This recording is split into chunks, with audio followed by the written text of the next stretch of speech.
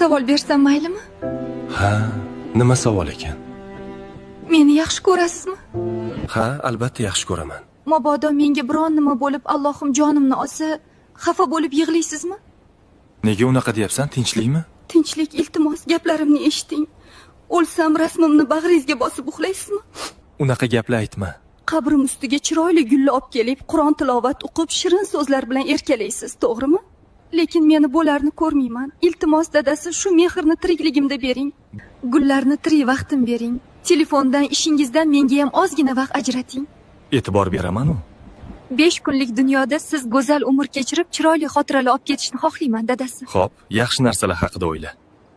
Ayollarga tirikligida berilgan mehr va e'tibor kerak. Ular ham doim shuni kutib yashashadi.